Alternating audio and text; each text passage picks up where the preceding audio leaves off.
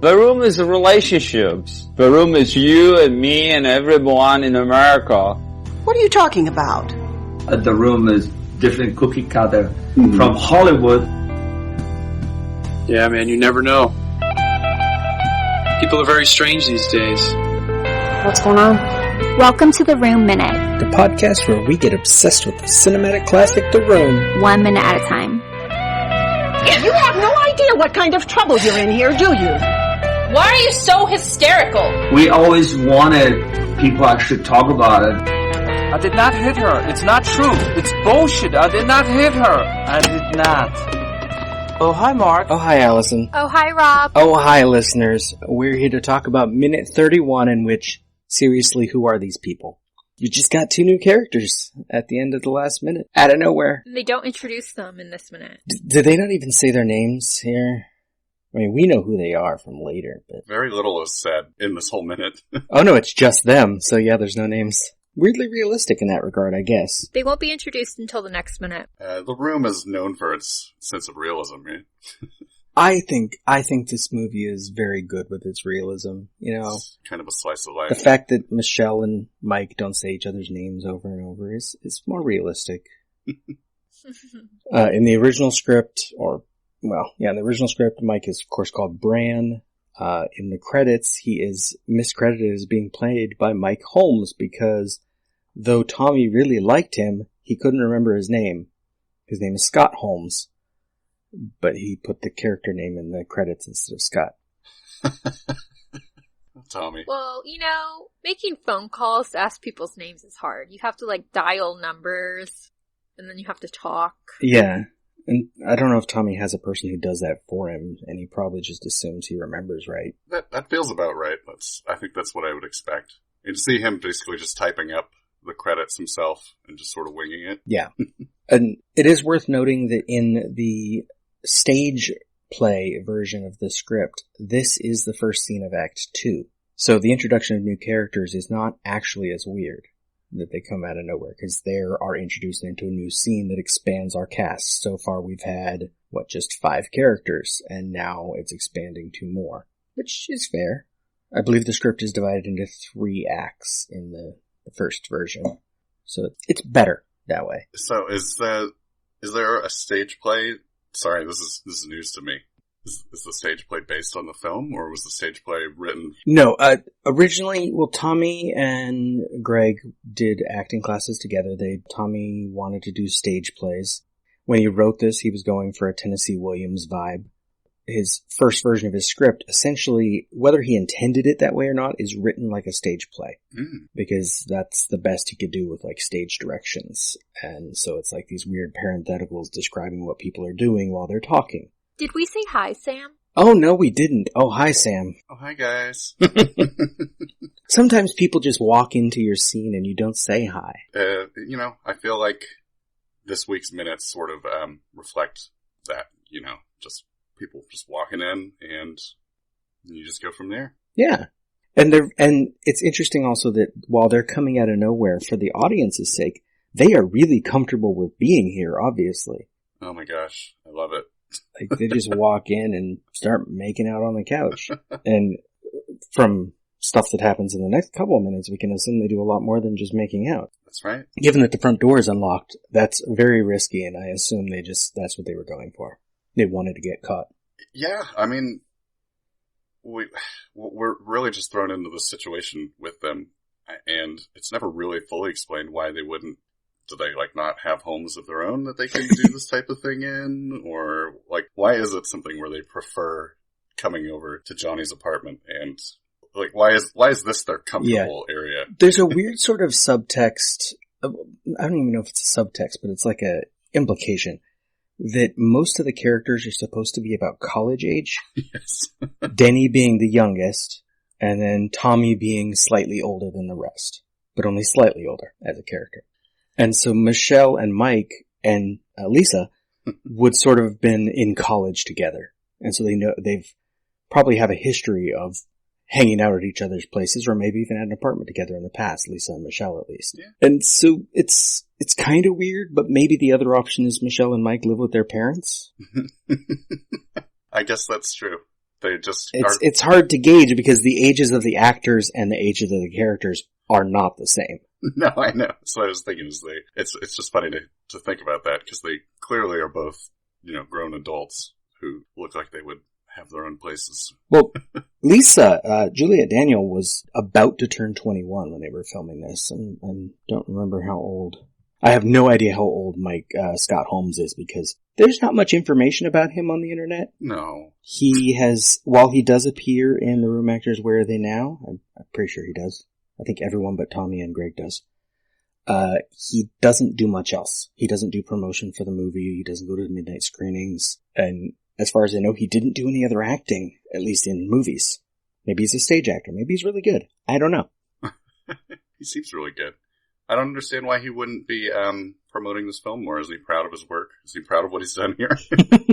I'm sure he's proud of the end of this very minute. Very proud, since it's one of the more famous shots from this movie. Oh my god, that face! It's his face. Juliet Daniel was originally cast as Michelle, so it wasn't until the original Lisa and the original Greg quit / were fired, forced out, that Juliet then went in and said she wanted to audition for Lisa.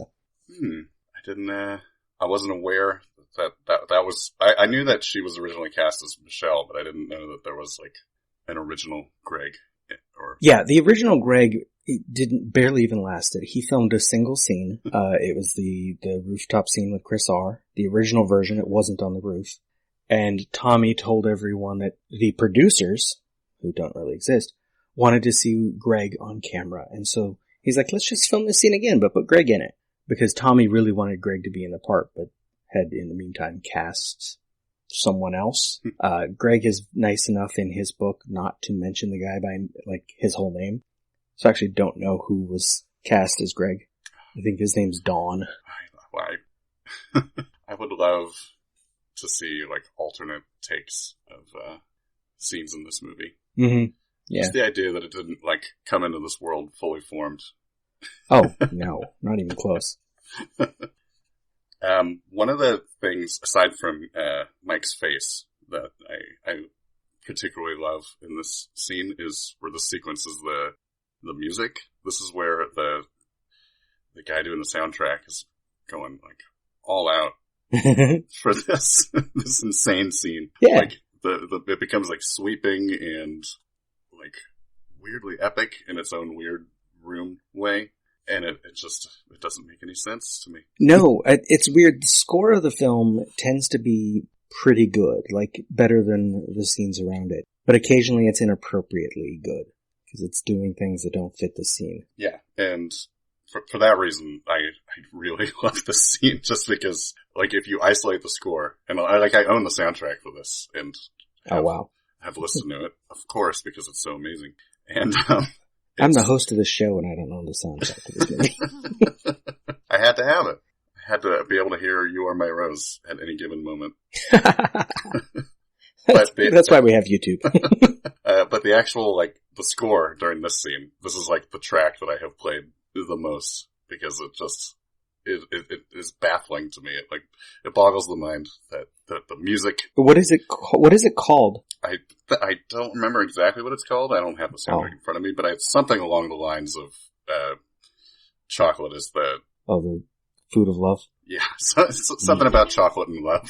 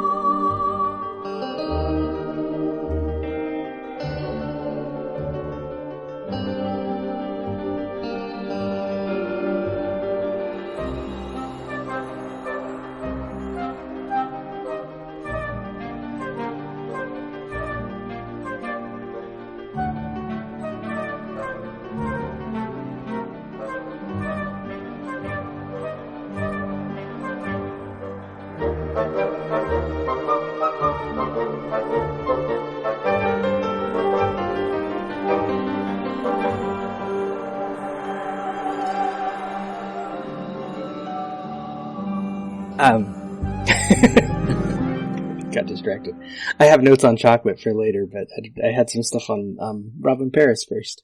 No, I lost my place because you mentioned the chocolate already. Well, Robin Paris, I have to say that on the subject of her, she is, I think, far and away the best performer in this movie.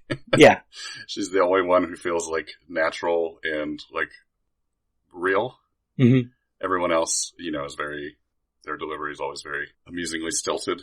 And so that's another fun thing is she just shows up in the scene out of nowhere. Like these characters just come, out of nowhere. And she feels like she's walked in from a different movie because it's like she exists in the real world and, nobody else does. Yeah, I know at her audition, Tommy both immediately offered her the part and told her they'd let her know the next day, which was kind of confusing. And she was also one of the more, professional, knowing what she's doing kind of people on the set. Not just her acting ability, but she saw the wardrobe, that it was one rack of clothes, and she brought her own clothes every day. She did her own makeup. So she was ready to go. I don't know why she wasn't just cast as Lisa. She seems so much more on her game than, like I said, everyone else in this movie. I think it was a timing thing. I think maybe they cast her... No, because they would have cast it after... I don't know. It's not like Tommy cared about getting the contracts in the right order or only casting people when it was appropriate and not firing people out of nowhere. I feel like that's the mystery of this movie, is that clearly he doesn't care, but at the same time, he cares so much. I haven't delved into a lot of the behind the scenes stuff. I've still never seen The Disaster Artist or read the book or anything like that. But I don't know, just the weird dichotomy. Tommy Wiseau is he clearly is so passionate about this project, but at the same time, it's all so haphazard and weird. Well, as much as there was a first draft of the script, an existing thing that existed, yes, it was being made up day by day. They'd get 3 pages of script, and Tommy would, he'd claim after and he'd claim since on YouTube many times. He got very angry about Sandy Chaclair suggesting there was no script. Well, I just want to, I don't know how much detail we've talked about the casting sessions before. We have mentioned that there was a bed in the room, which made some actresses think that they were auditioning for a film with even more sex than this one. The audition often involved Tommy just getting the actress in and telling, okay, your mother just died, and they just had to react. He was running it like an improv session, basically. What was the other one? There was something about you just found out your sister's a lesbian was one of them. How are they supposed to react to that? I'd just be like, okay. I wouldn't care. They had narrowed down a list of 18 actresses down to 4. The first 3 of whom couldn't survive Tommy telling them their sisters had just become lesbians. The last woman up, Robin Paris, was a newly married graduate of Duke University who'd been doing commercial work in Los Angeles. Greg says the first thing I noticed about her was her unbelievably genuine smile. She didn't ask any questions before doing her scene. She just walked up to the camera and did it. She was easily the best person we saw, and she didn't even have to be told that her mother was dead. Or that her sister was a lesbian. Yeah. And so Tommy's response was, wow, beautiful, very nice, so we may give you part. And Robin's smile got bigger. This wasn't how directors talk to actors during auditions, Greg says. And she says, okay. And Tommy said, we will let you know. We need you to perform the kissing stuff. Are you giving? Can you make it here tomorrow? She said, sure. And Tommy said, then maybe we see you tomorrow. Maybe. Yeah. And Greg calls this promising and unpromising things. He calls this basically a form of abuse. So he's calling out Tommy on his casting sessions. But he says Robin left in good spirits, and the second she was off the set, Tommy told him to hire her. So he waited half an hour, called her, and told her to come the next day. Which he had sort of already said. Yeah. Yeah. But now Greg was telling her over the phone, so it made it like official and clear. Who knows how Tommy sounded, with his accent. Yeah. Whether she understood it. And so she came and started the next day, essentially. I don't know if it was probably this scene, actually. And she jumped right in. Just walked on set and suddenly was in the movie. Oh, yeah. And she says, Scott Holmes said of the audition process for the new Michelle, that, where's his quote? I just made out with whoever was auditioning for the female part, which was fantastic from my point of view, but not the best audition environment.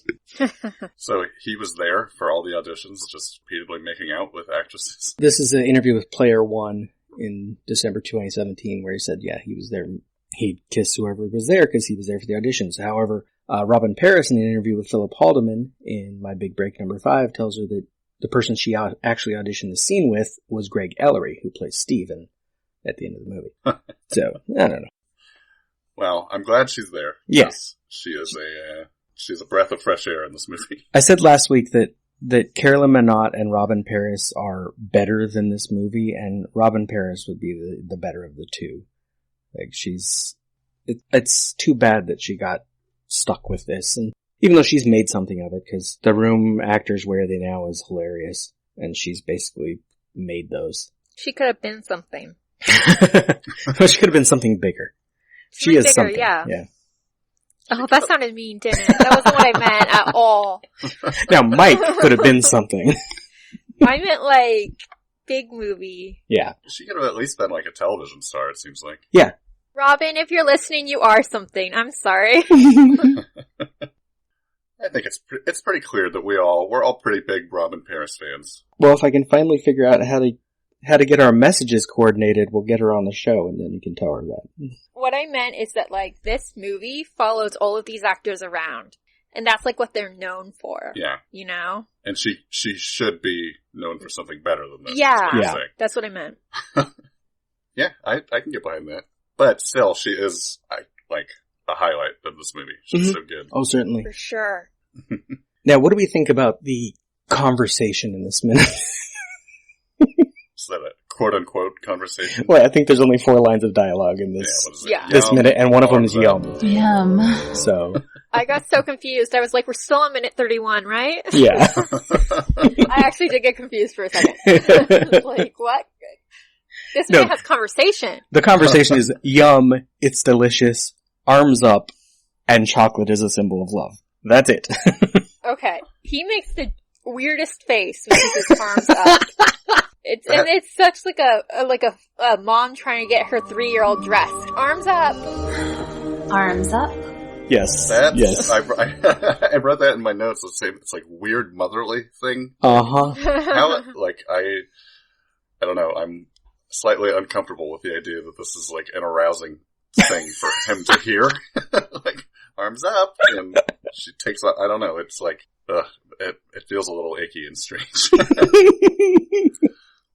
There's the quote for the episode.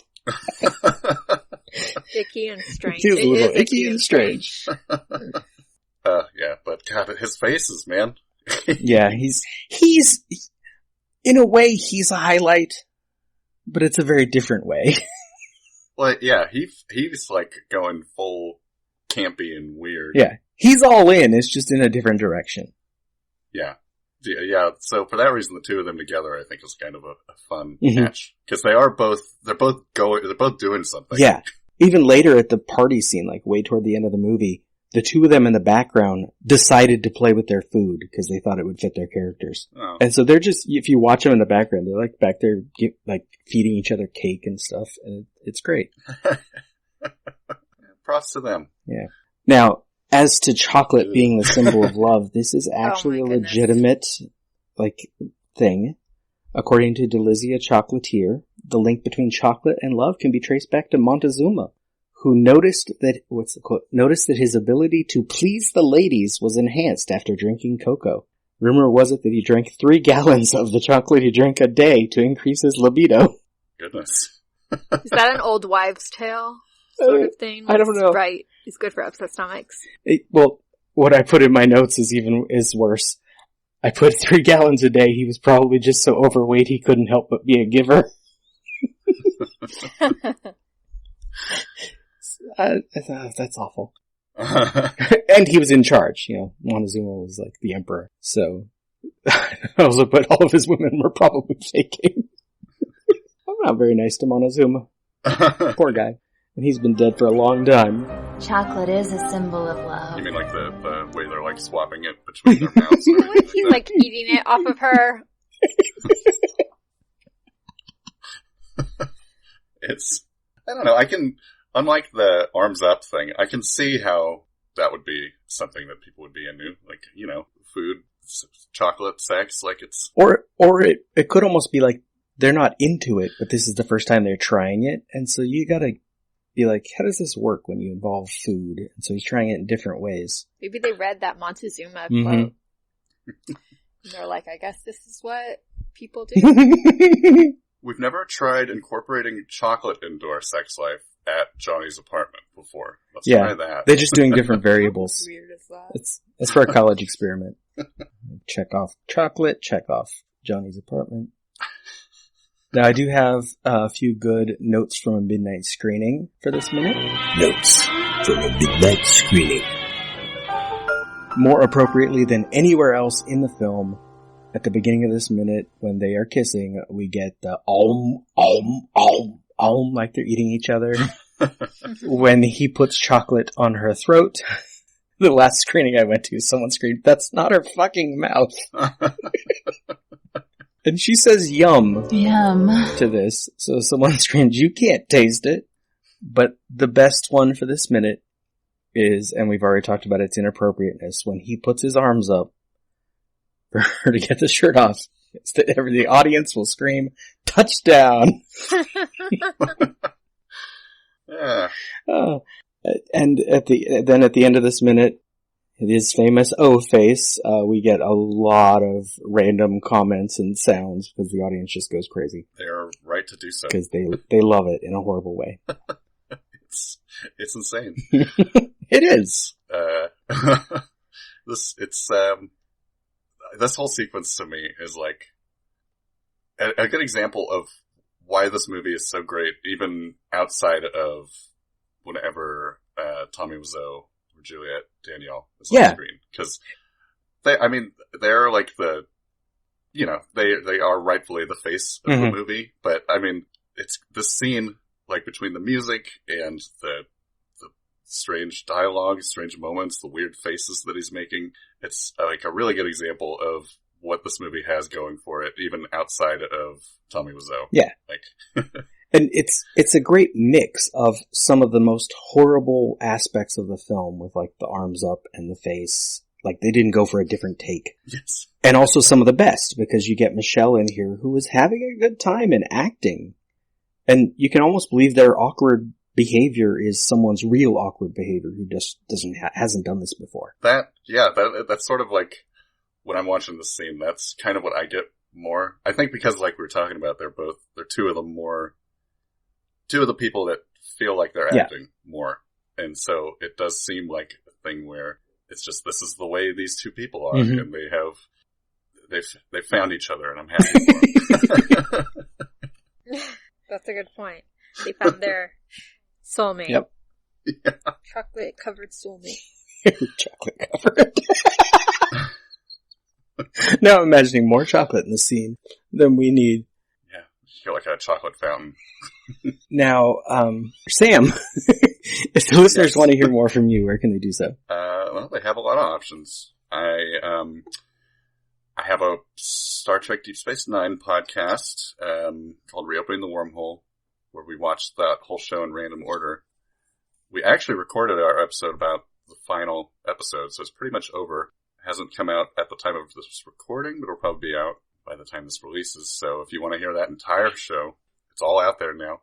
Otherwise, I also do a podcast about old Marvel Star Wars comics from the 70s and 80s, and we're currently covering the adaptation of Return of the Jedi right now. So you can check that out, and it's a good time. What is that one called? Oh yeah, Marvel Star Wars Explorers. So there's nothing wrong with people making fun of the project, in this case the room. The Room Minute is a production of Lemming Drops Studio. You can find more content at lemmingdrops.com. Follow The Room Minute on all the obvious social media. If you've got any stupid comments after the show, you can leave them in your pocket on Facebook. If you like what you hear, throw us a rating and a review on your podcatcher of choice. Thank you for listening, and remember, if a lot of people loved each other, the world would be a better place to live. Leave us!